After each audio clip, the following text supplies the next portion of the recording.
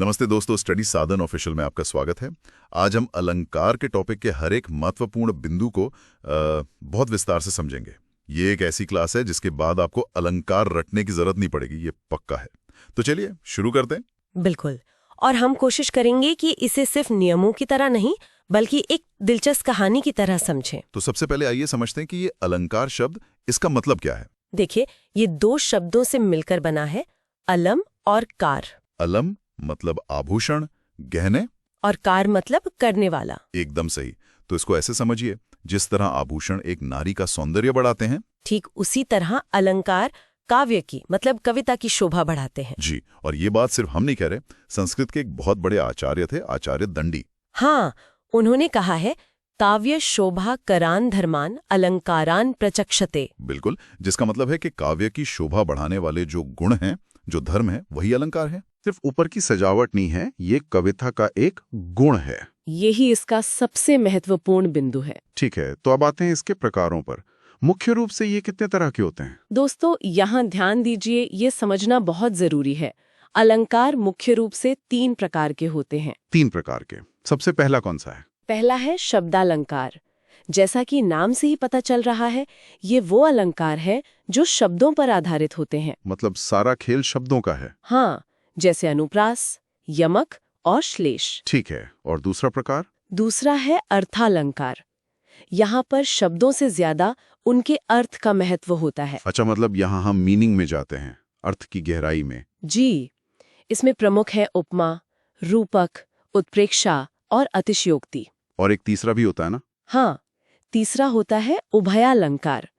इसमें शब्द और अर्थ दोनों का एक तरह से मिश्रण होता है। समझ गया। तो चलिए शब्दालंकार से शुरू करते हैं, एक एक करके इन्हें समझते हैं। जरूर। तो पॉइंट नंबर 1 देखिए, अनुप्रास अलंकार। अनुप्रास, ये तो शायद सबसे आम है, स्कूलों में भी सबसे पहले यही पढ़ाते हैं। हाँ, और इसकी ट्रिक भी सबसे आसान है। जब किसी वाक्य में कोई एक वर्ण मतलब कोई एक लेटर बार बार आता है तो वहां अनुप्रास अलंकार होता है। एक ही वर्ण की आवृत्ति। हाँ, कोई उदाहरण? बिल्कुल। जैसे चारू चंद्र की चंचल किरणें खेल रही थीं जल थल में।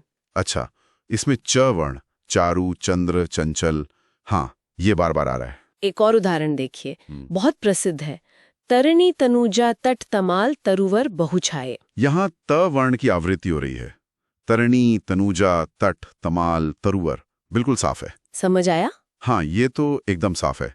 अब अगले पॉइंट पर आते हैं, यमक अलंकार।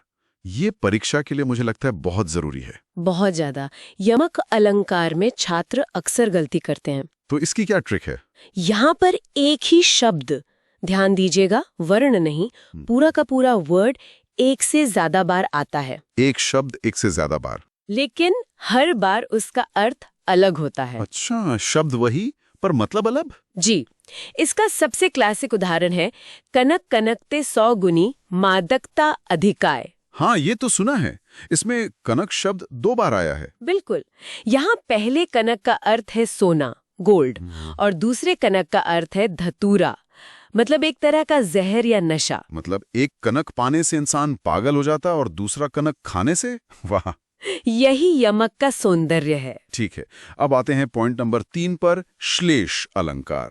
श्लेष का शाब्दिक अर्थ होता है चिपकना। चिपकना, ये थोड़ा अजीब है। मतलब यहाँ शब्द तो एक ही बार आता है। अच्छा, यमक की तरह 2 बार नहीं आता? नहीं, शब्द एक ही बार आएगा पर उसके अर्थ कई निकलते हैं। ऐसा लगता है जैसे एक ही शब्द से कई अर्थ चिपके हुए हैं। वाह, ये तो और भी गहरा हो गया। एक शब्द अनेक अर्थ। इसका सबसे बेहतरीन उदाहरण है रहीम का दोहा, रहीमन पानी राखिए बिन पानी सब सून। पानी गए न उभरे मोती मानुष चून। हाँ, इस दोहे में पानी शब्द के 3 अलग अलग अर्थ हैं। मोती के लिए पानी का मतलब है उसकी चमक, मनुष्य के लिए प्रतिष्ठा या इज्जत, और चूने के लिए जल। तो एक ही पानी शब्द 3 अलग अलग संदर्भों में 3 अलग मतलब दे रहा है। समझ गया। तो ये थे शब्दालंकार। अब अर्थ की दुनिया में चलते हैं। हाँ, अब हम अर्थालंकार शुरू करते हैं। तो पॉइंट नंबर 4, उपमालंकार। उपमा, इसका मतलब तो तुलना करना होता है, राइट? बिल्कुल। जब किसी एक वस्तु की तुलना किसी दूसरी बहुत प्रसिद्ध वस्तु से की जाती है। और इसकी ट्रिक तो सबसे आसान है, मैंने पढ़ा है। हाँ, ये सबसे आसान है। आपको पंक्ति में एक योजक चिन्ह मतलब एक डैश दिखेगा और उसके साथ सा, सी, से या सरिस जैसे शब्द दिखेंगे। एकदम सही। जैसे मुख चंद्रमा सा सुंदर है। यहाँ मुख की तुलना चंद्रमा से की गई है। ये और योजक चिन्ह के साथ सा भी है। एक और उदाहरण, कर कमल सा कोमल है। हाथ कमल जैसा कोमल है। हाँ, यहाँ भी वही बात है। ये तो बहुत आसान है पहचानना। जी, लेकिन अब आते हैं पॉइंट नंबर 5 पर, जहां छात्र अक्सर उपमा से कंफ्यूज हो जाते हैं। आप रूपक अलंकार की बात कर रही हैं। बिल्कुल, रूपक अलंकार। यहाँ उपमेय और उपमान में कोई अंतर नहीं माना जाता। मतलब ए और बी में तुलना नहीं होती, बल्कि ए को बी ही मान लिया जाता है। ए इज इक्वल टू बी। आपने बिल्कुल सही पकड़ा। यहाँ तुलना नहीं होती, आरोप होता है। और इसकी ट्रिक क्या है? इसमें भी योजक चिन्ह माइनस आता है, लेकिन सा, सी से नहीं आता। यही मुख्य अंतर है। बहुत बढ़िया, यही पहचान है। उदाहरण देखिए, चरण कमल बंदौ हरि राय। यहाँ चरणों को कमल जैसा नहीं कहा गया। नहीं, बल्कि कमल ही मान लिया गया है। चरण ही कमल है, खिलौना ले हूं।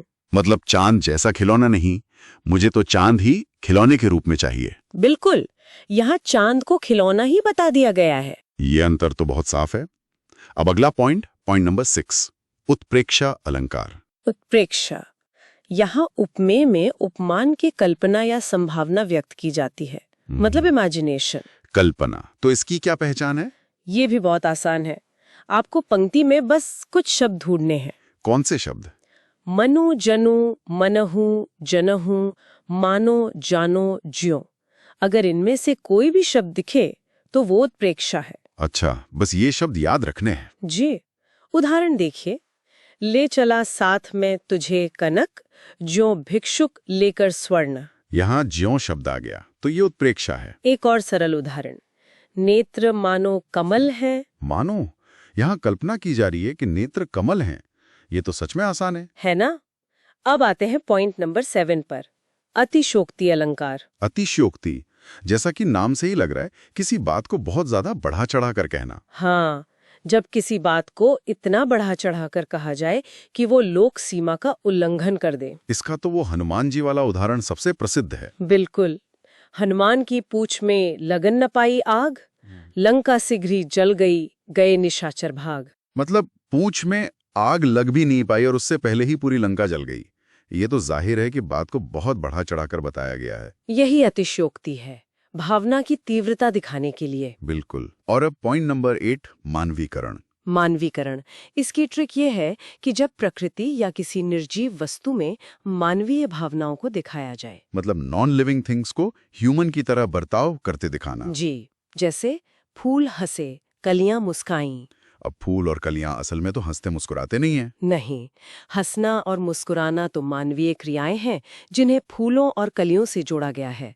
यही मानवीकरण है। ये तो बहुत सुंदर अलंकार है। हाँ, ये काव्य को बहुत जीवंत बना देता है। चलिए, ये तो मुख्य अलंकार हो गए, लेकिन कुछ और भी हैं जिनमें बहुत कंफ्यूजन होता है। हाँ, जैसे संदेह और भ्रांतिमान, इन दोनों में बहुत कंफ्यूजन होता है, तो यहाँ ध्यान दीजिए। पहले संदेह अलंकार की बात करते हैं। संदेह में द्विविधा बनी रहती है, अंत तक निश्चय नहीं हो पाता। आपको पंक्ति में की, या, अथवा जैसे शब्द मिलेंगे। अच्छा, जो दुविधा दिखाते हैं, जैसे वो उदाहरण है, सारी बिच नारी है कि नारी बिच सारी है। बिल्कुल, यहाँ तय ही नहीं हो पा रहा है कि साड़ी के बीच में नारी है या नारी के बीच में साड़ी है। संदेह बना हुआ है। और भ्रांतिमान में क्या होता है? भ्रांतिमान में भ्रम पक्का हो जाता है। मतलब आप एक चीज को गलती से दूसरी चीज मान लेते हैं और उस भ्रम में कोई काम भी कर देते हैं। अच्छा, संदेह में सिर्फ शक है, पर भ्रांतिमान में गलत यकीन हो जाता है। एकदम सही। जैसे तोते का नाक में पहने मोती को अनार का दाना समझ लेना और इसे खाने की कोशिश करना। हाँ, यहाँ भ्रम पक्का हो गया और काम भी हो गया। यही दोनों में मुख्य अंतर है। ये तो बहुत अच्छे से साफ हो गया। वैसे हमारे पास कुछ बोनस टॉपिक्स भी हैं जो अक्सर परीक्षाओं में पूछे जाते हैं। हाँ, जैसे संधि, इस पर एक नजर डाल लेते हैं। स्वर संधि में क्या होता है? स्वर संधि में मात्रा बदलती है। जैसे विद्या प्लस आलय इज इक्वल टू विद्यालय, यहाँ आ की मात्रा बनी रही। और व्यंजन संधि? इसमें आपको हलंत का प्रयोग दिखेगा। जैसे सम प्लस गम इज इक्वल टू संगम, म व्यंजन है। और विसर्ग संधि? इसमें आपको 2 बिंदुओं का प्रयोग दिखेगा जो बाद में ओ, र, श जैसे वर्णों में बदल जाते हैं, जैसे निह प्लस धन इज इक्वल टू निर्धन। ये तो बहुत अच्छी क्विक टिप है। एक और टॉपिक है कारक। इसमें भी बहुत गलतियां होती हैं। हाँ, खासकर से में। कर्ता ने कर्म को करण से। यहाँ करण का से जुड़ने के अर्थ में होता है, जैसे मैं पेन से लिखता हूँ। और संप्रदान के लिए अपादान से। यहाँ अपादान का से अलग होने के अर्थ में होता है, जैसे पेड़ से पत्ता गिरा। अच्छा, करण से मतलब जुड़ाव और अपादान से मतलब अलगाव। ये याद रखना जरूरी है। बहुत जरूरी है। तो चलिए अब एक क्विक रिवीजन कर लेते हैं। 1 सेकंड में पहचानने वाली ट्रिक। जरूर। अनुप्रास, वर्ण की आवृत्ति, यमक, शब्द की आवृत्ति लेकिन अर्थ अलग, उपमा, योजक चिन्ह के साथ सा, सी, से, रूपक, सिर्फ योजक चिन्ह, सा, सी, से नहीं, उत्प्रेक्षा मनु, जनु, मानो, जानो, और अतिशयोक्ति। किसी बात को बहुत बढ़ा चढ़ाकर कहना। वाह, ये तो एक बेहतरीन चीट शीट बन गई। बिल्कुल, इससे रिवीजन बहुत तेजी से हो जाएगा। तो दोस्तों, अगर आपको ये लेक्चर पसंद आया तो स्टडी सदन ऑफिशियल को अभी सब्सक्राइब करें और हाँ, वो बेल आइकॉन जरूर दबाएं ताकि आपकी कोई भी क्लास मिस ना हो। और इस वीडियो को अपने दोस्तों के साथ शेयर करना बिल्कुल ना भूलें। एक और बात, इस क्लास की PDF और ढेर सारी MCQ प्रैक्टिस के लिए हमारा टेलीग्राम चैनल अभी ज्वाइन करें। लिंक आपको डिस्क्रिप्शन में मिल जाएगा। हाँ, और एक जरूरी बात, आप भविष्य में किस टॉपिक पर वीडियो चाहते हैं हमें कमेंट में लिखकर जरूर बताएं। आपके कमेंट्स ही हमें आपकी पसंद के अनुसार क्लासेस लाने में मदद करते हैं। तो पढ़ते रहिए, क्योंकि वर्दी अब आपकी मेहनत की हकदार है। जय हिंद।